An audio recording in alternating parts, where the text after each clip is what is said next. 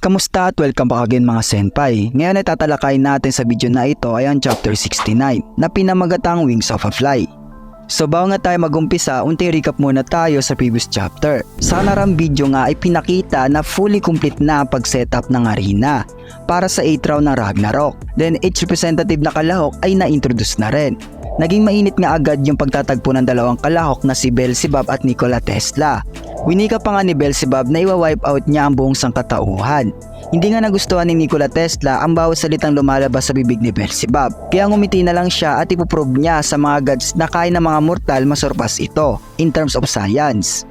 Sa current chapter nga na ito ay makikita natin na nawasak ang sahig na pinaglalabanan nila, Beelzebub at Nikola Tesla. Hindi nga natin napansin kung ano nga ba ang ataking ginawa ni Beelzebub dahil hindi ito gumalaw sa kanyang kinatatayuan. Kaya lahat ng mga manonood ay nagtataka. According nga kay Galileo, ang simpleng pagkawasak ng kinatatayuan ni Beelzebub ay dahil nga daw ito sa law of physics.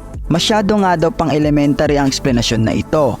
Kaya dapat mabilis lang ma-identify yung ginawa ni Beelzebub.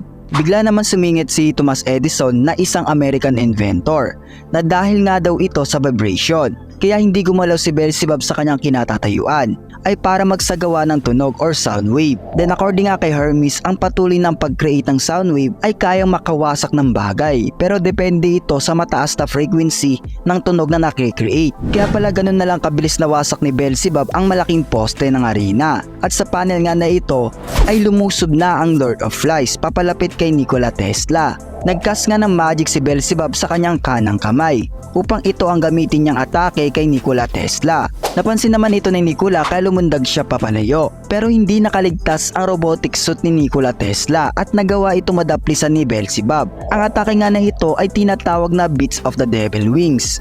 At kung saan ay nagkakaroon ng buff si Beelzebub sa kanyang kamay na may talas na mahalin tulad sa isang espada. Then according pa dito na kahit anong bagay ay kaya niyang mahiwa o mawasak once na dumikit ito sa kanyang kamay. Ayon pa kay Hermes, ang Lord of Flies lang ang merong ganitong abilidad. Dagdag niya pa na even ang muscular body ni Ares pag once na mahawakan or madapisan ito ni Beelzebub ay magsasanhi ng fatal injury ito kay Ares. Natakot naman si Ares nung marinig niya ito sa kanyang kapatid na si Hermes. Then sa next panel ay mamamataan natin ang dalawang magkapatid rin na nag-uusap na si Zeus at Adamas. According pa kay Adamas, nakakapanibago nga daw na makita si Beelzebub na nagkaroon ng interes o mag-hit sa paglalaban ng Ragnarok. Kaya para kay Adamas ay naging malaking impact nga daw talaga yung pagkawala ni Hades dahil ito nga lang daw ang gods na nakakausap niya. So mabalik tayo, makikita nga natin si Nikola Tesla na litong-lito dahil hindi niya malaman kung anong klaseng atake ang ginawa ni Beelzebub na nagawang magalusan ng kanyang robotic suit. Kaya ayon pa sa Child of Light, kung nareceive niya ang atake ni Beelzebub at hindi umilag,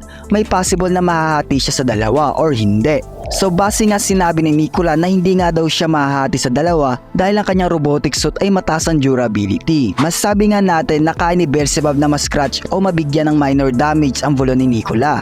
Pero still hindi niya ito masisira ng ganun-ganun lang. Then sa kabilang banda naman ay nagulat si Gol nung makita yung atake ni Beelzebub na para sa kanya ay napaka-broken or napaka-OP ng abilidad na ito. Pero si Bruheld naman ay hindi nangangamba. Dahil para sa kanya ang bulon ni Nikola Tesla na super automation ay isang armor na hindi basta-basta mawawasak. Dahil nagsaliksik or pinagplanuhan talaga ito ng matagal ni Nikola para ma-achieve ang invention na ito. Then hindi ito mabibring into reality or magiging tangible kung walang tulong sa Valkyrie na si Gondol. Nagsalita ang Child of Light na unbelievable talaga daw ang gods in terms of their works. Sa kadahilan ng even siya ay hindi niya ito malaman kung papaano nasasagawa. Habang nagsasalita nga si Nikola ay mapapansin natin ang kanyang divine weapon na robotic suit ay nagre-release ng electricity. So unfortunately ay nagcha-charge ito sa kanyang gagawing pag-atake. Then ay nga mga kaibigan, bumulusok na napakabilis si Nikola Tesla papalapit kay Beelzebub. Kung mapapansin nga natin sa panel na ito ay inangat ni Nikola ang kanyang kanang braso na pinapalibutan ng kuryente. Bago pa nga makalan ang atake ng Child of Light ay napansin na agad ito ni Beelzebub. Kaya nagawa niya makaiwas agad dito. Pero still hindi pa rin doon nagtatapos ang atake ni Nikola. Ginamit niya kanyang kaliwang kamay naman para atakihin si Beelzebub. Pero kahit anong gawin na atake ni Nikola kay Beelzebub ay mabilis lang siya nakaka-response dito. Kaya naiiwasan rin agad-agad. Kaya nag-isip ng plano si Nikola Tesla dahil para sa kanya ang simpleng atake ay baliwala lang kay Beelzebub. Kaya nagsagawa siya ng offensive attack na tinatawag na plasma pulse punch, at kung saan ang lahat ng dumadaloy na kuryente kay Nikola Tesla ay nagpo-focus sa kanyang kamay. So kumpara sa ginawa niyang simpleng atake ay mas powerful ito. Pero may disadvantage nga ito mga senpai. According nga sa panel na ito, once na masyadong inabuso ni Nikola Tesla ang kanyang divine weapon, katulad na lang ng pag-release ng high voltage na kuryente, ay may kabayaran naman ito sa Valkyrie dahil kakainin ang life energy na meron ang Valkyrie na kapartner niya. Ano nga ba ang life energy? Isa nga itong enerhiya at kung saan ay nakapaloob ang iyong lakas or time ng existence mo. Magandang halimbawa nga nito yung kay Hades, at kung saan ay nagawa niya mag-power off gamit ang kanyang dugo. Pero still naapektuhan naman ang kanyang life energy kung palagi siyang magla-launch ng mga destructible attack dahil kinukonsume ng kanyang dugo ang life energy na meron siya. So in other words, life energy can convert into powerful attack. Bali nga sa mga immortal lang meron ito dahil mahaba ang kanilang buhay. Then sa malailang saglit lang nung na-convert na ni Nikola Tesla ang life energy into high voltage sa kanyang kamay, kaya nag-launch na naman ito ng pag-atake. Sa pag-iwas nga ni Beelzebub ay nagulat siya dahil napansin niya na hindi tumigil ang atake ni Nikola at still nasa kamay niya pa rin ang nag-uumapaw na kuryente. Kaya hinala niya na isa itong fake attack. Kaya nung napansin ni Nikola na kumagat si Beelzebub sa kanyang pain, ay hindi na siya nag-atubili at inangat niya ang kanyang kaliwang kamay na nagkaroon ng voltage.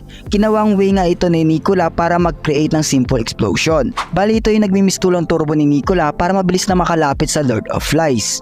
Then ayun na nga mga kaibigan, sa sobrang bilis nga ni Nikola Tesla ay hindi na nagawa ni Beelzebub makapag-react at tumama talaga ito sa kanya. Kung mapapansin nga natin sa panel na ito na malakas yung pagkakasabog, pero kung mapapansin natin sa mukha ni Nikola Tesla na hindi siya satisfied sa kanyang sinagawang pag-atake. At ayun na nga mga senpai, dahil na-block ni Beelzebub ang kanyang plasma pulse attack, ginamit nga ng Lord of Flies ang kanyang sandata at tinawag niya ang kanyang abilidad na ito na Gates of Hell. Bali isa itong defensive attack at kung saan ay nagagawa ni Beelzebub mablock ang kahit anong atake. Na mga naman ang Child of Light na si Nikola Tesla, according pa sa kanya na kaya pala nag-repel ang kanyang atake o na-push siya pabalik. Ito ba daw yung wall vibration na nagagawa ni Beelzebub? Nagsalita naman si Beelzebub na ito na ba daw ang limit na meron si Nikola. Bali minamaliit ng Lord of Flies si Nikola sa ginawa nitong atake. Nag-counter-attack naman si Beelzebub at tinawag niya ang kanyang atake na Fallen Angel of Gluttony. Ang teknik nga na ito ay nagpo-focus ang lahat ng enerhiya ni Beelzebub sa kanyang sandata at nag-create ito ng vibration.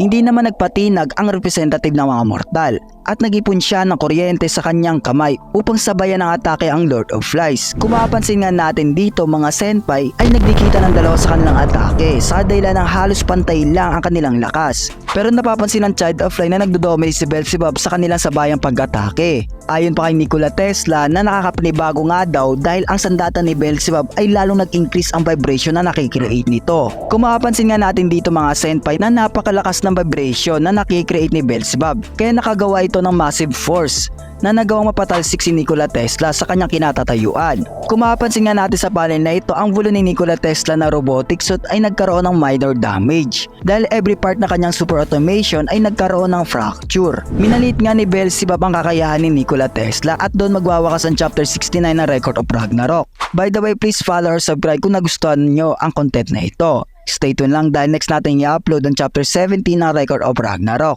Nga pala, shoutout natin yung mga solid viewer natin.